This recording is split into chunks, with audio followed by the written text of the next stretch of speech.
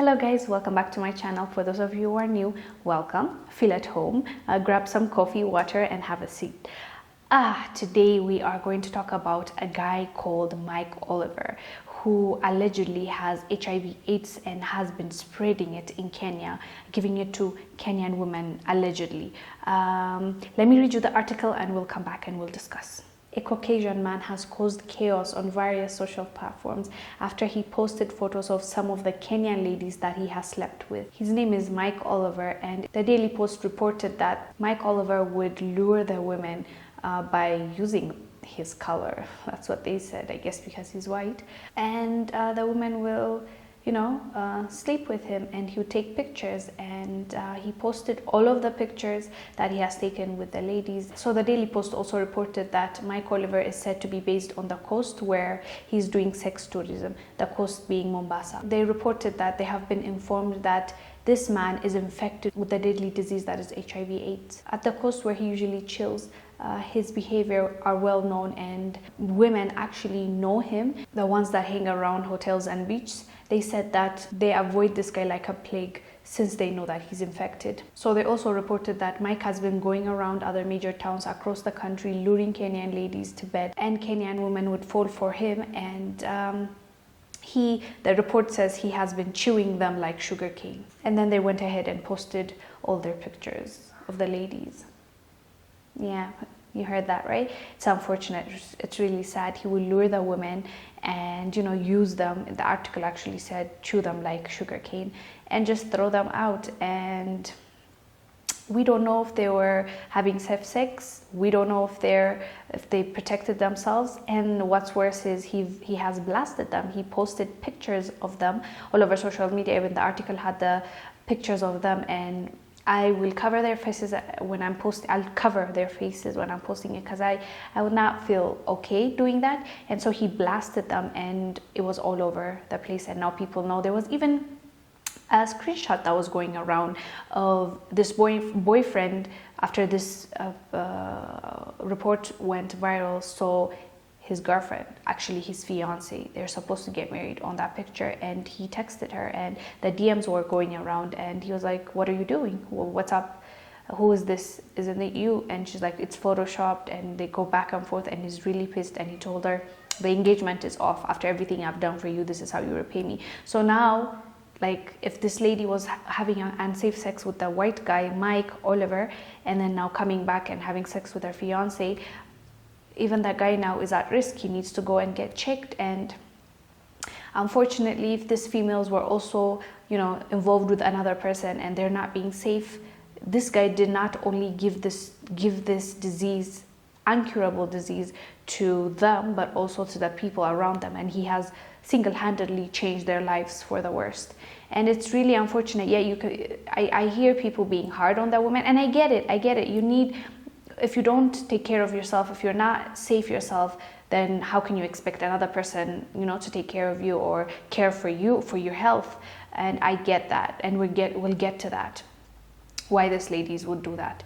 But we need to focus on one thing first, and that is Mike Oliver and how cruel that human being is. For him, one, allegedly to have this and to go spreading it around using the leverage that he has. The women that were with him possibly thought he had money, possibly thought he's white. There is some issues with putting white people on a pedestal in Africa, and we can all accept that. Not everyone, of course, but most people, psychologically it's there, and you think that way, and you somehow think they're superior. So it's kind of understandable why that kind of mentality is here with us. Yeah, so he did that, and to top it all off, he shared their pictures on his social media, blasting them.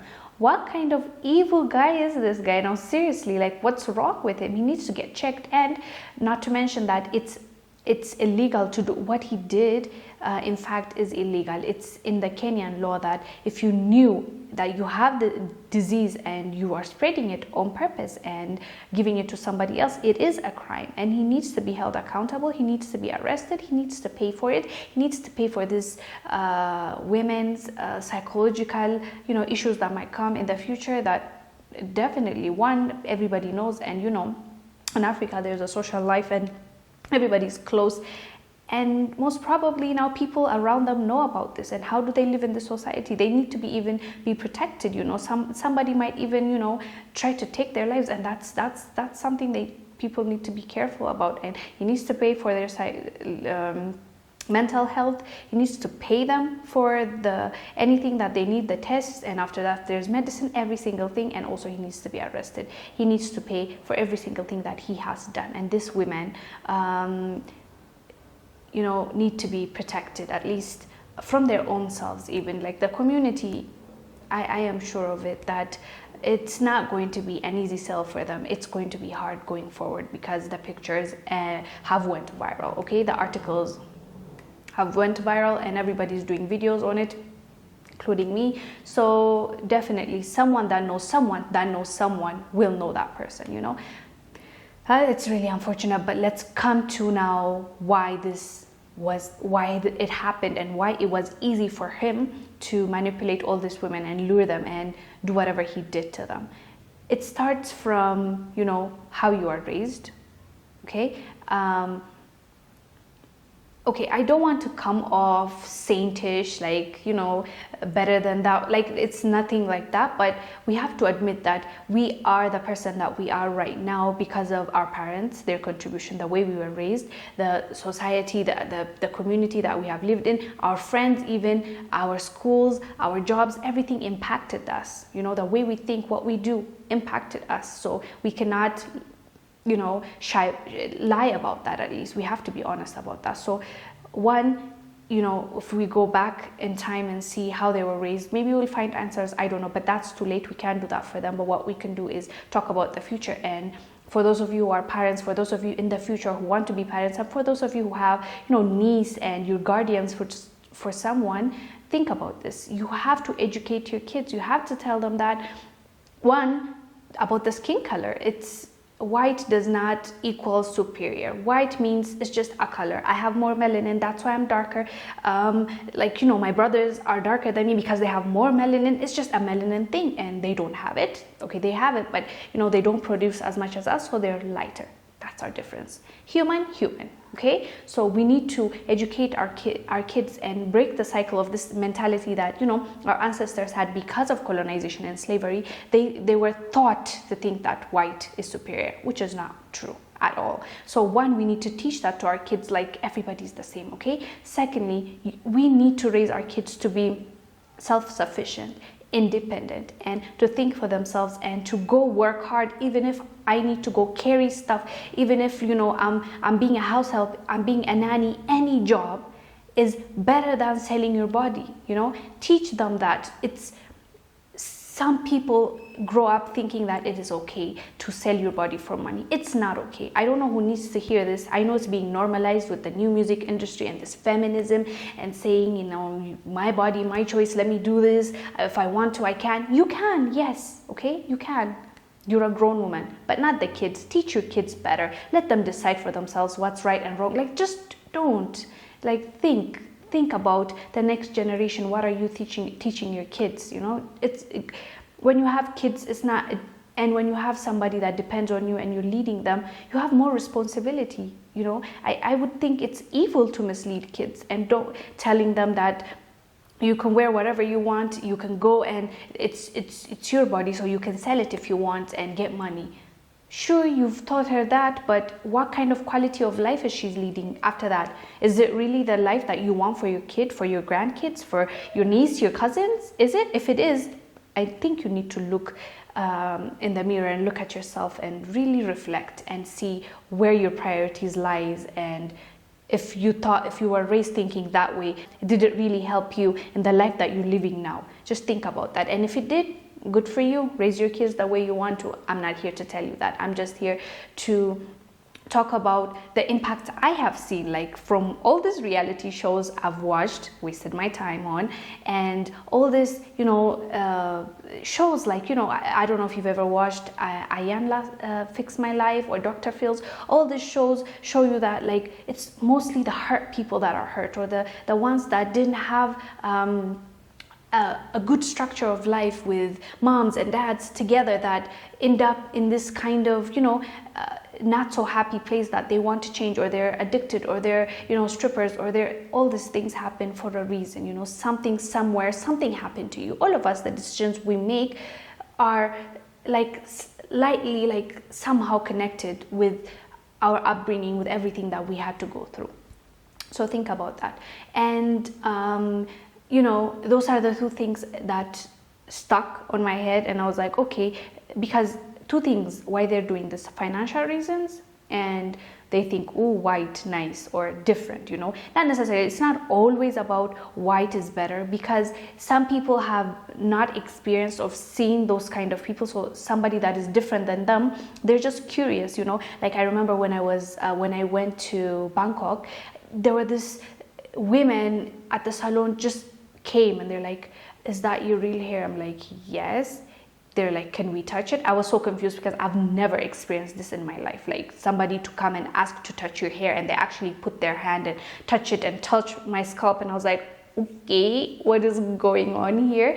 And so a point where they left and brought other people, and there were like 5-6 people around me just touching my hair and going through it, and I was so confused. I didn't think they were racist. Maybe they were, I don't know, but the way it looked, it was like, what is this? I've never, like, mine is straight, how is this like curly? Like, it's just, that's how it came off to me. But you never know, maybe I don't know, I can never tell what people are thinking. That was my experience, and I was shocked. So some people genuinely have never seen people like that, so they're like intrigued. They're like, wow, how are you so different than me, So even exposure will help, I think, with that, to know that that's a human, because you've seen his pictures. That guy is old enough to be their father, the women that he was, sleeping with. So that's an issue.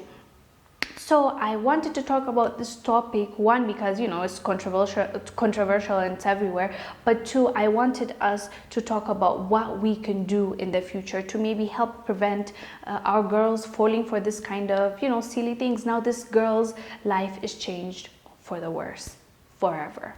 Like, even the ones that might not end up having HIV/AIDS will have to live with the fact that they've been blasted. The community, the society, that people know like what happened to you, and it's a sucky place to be, and people will never let you forget. That's how we are, So this is really unfortunate and sad, and hopefully this guy will face justice, and he stays in Kenya, pays for them, as I said, and also gets arrested.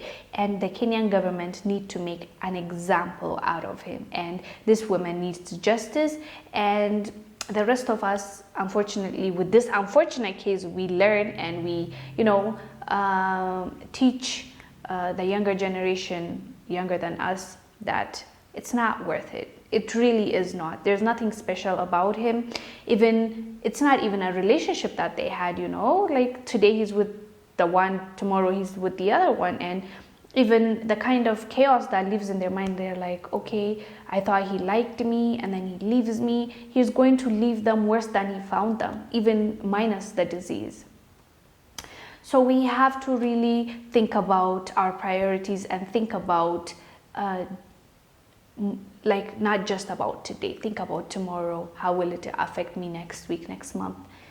And hopefully we make the right decision and not just live for today and instant gratification, and we learn how to delay that and find happiness in preserving ourselves, respecting ourselves, loving ourselves, putting ourselves first, and not accepting any mediocrity and being treated anything less than what we deserve, So that's what I wanted to say, you guys.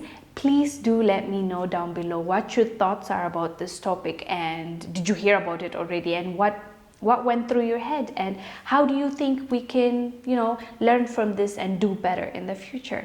And and also, what do you think this guy should face? What should be the punishment? What do you think? What are your thoughts about this guy doing this? I will see you on the next one. I am Wongel Zelalem, and also please subscribe if you are not subscribed, and like this video, comment, let's have a conversation. I'll see you on the next one. Bye.